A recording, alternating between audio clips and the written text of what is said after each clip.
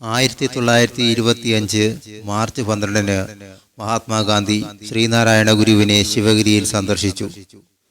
ഗാന്ധി ആശ്രമം എന്ന് പിന്നീട് അറിയപ്പെട്ട MK ഗോവിന്ദദാസിന്റെ കെട്ടിടത്തിലായിരുന്നു കൂടിക്കാഴ്ച. N കുമാരനാശാനായിരുന്നു പരിഭാഷകൻ. വൈക്കം സത്യാഗ്രഹം, അക്രമരാഹിത്യം, മതം, പിന്നോക്കക്കാരുടെ ഉന്നമനത്തിലുള്ള മാർഗം തുടങ്ങിയവയെപ്പറ്റി സംഭാഷണം നീണ്ടു. സമാനതകൾ ഏറെ ഉണ്ടായിരുന്ന രണ്ട് ചിന്താധാരകളുടെയും ഇണക്കവും വഴിത്തിരിവും ആ സംഭാഷണത്തിലുണ്ടായി. അയിത്തത്തിനെതിരാണെങ്കിലും വർണ്ണവ്യവസ്ഥ നിലനിൽക്കണമെന്ന അഭിപ്രായമായിരുന്നു ഗാന്ധിജിക്ക്. എന്നാൽ ജാതിയുടെ അതിർവരമ്പ് ഇല്ലാതാക്കാൻ ജാതി ലക്ഷണങ്ങളെ തന്നെ മായ്ച്ചു കളയണമെന്ന് ഗുരു ഗാന്ധിജിയെ ബോധ്യപ്പെടുത്തി.